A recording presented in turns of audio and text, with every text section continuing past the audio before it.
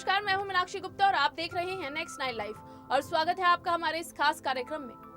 जब भी बात बॉलीवुड इंडस्ट्री के अफेयर्स की होती है तो सबसे पहला नाम अमिताभ बच्चन और रेखा का लिया जाता है। भले ही बात बीते जमाने की है, मगर आज भी बॉलीवुड गलियारों में इनके इश्क के चर्चे खूब सुर्खियों में रहते हैं। जहां रेखा अपने प्यार का इजहार करने का कोई भी मौका नहीं छोड़ती, तो वहीं बिग बी हमेशा से इस मामले पर खामोश रही। एक जमाने में रेखा और अमिताभ बच्चन की जोड़ी सिर्फ पर्दे पर नहीं बल्कि रियल लाइफ में भी काफी चर्चित हुआ करती थी। लेकिन बिग बी के शादीशुदा होने के कारण इनकी प्रेम कहानी अधूरी रह गई, या यूं कह लीजिए कि पत्नी जया बच्चन को अपने पति का दूसरी औरत के साथ इश्क लड़ाना पसंद नहीं आया और ना चाहते हुए जया के कारण दो प्रेमियों के रास्ते हमेशा के लिए जुदा हो गए। बताएंगे उस किस्से के बारे में जब जया बच्चन ने अपने पति अमिताभ के सामने ही रेखा को जोरदार थप्पड़ मार दिया था।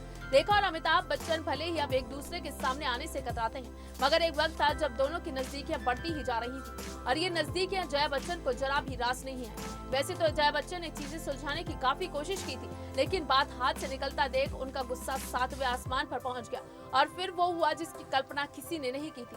जब चीजें काबू से बाहर होती जा रही थी, तब जया ने शूटिंग सेट पर ही रेखा को जोरदार थप्पड़ जड़ दिया था। दरअसल ये किस्सा फिल्म राम बलराम का है।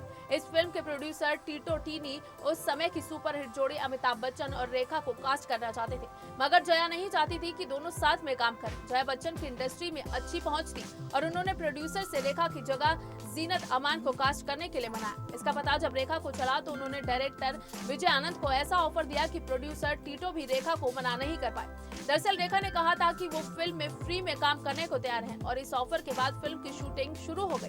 जया बच्चन को जब रेखा के इस ऑफर के बारे में पता चला तो वो परेशान हो गई, क्योंकि वो अपने पति को कई बार समझा चुकी थी, लेकिन बिग बी अपने कदम पीछे नहीं कर रहे थे। शूटिंग शुरू होने के बाद जब जया सेट पर पहुंची तो उन्होंने रेखा और अमिताभ को अकेले में देखा। दोनों को उस हाल में देख जया गुस्से से आग बबूला हो गई और फिर उन्होंने लोगों की परवाह किए बगैर सबके सामने रेखा को जोरदार थप्पड़ मार दिया।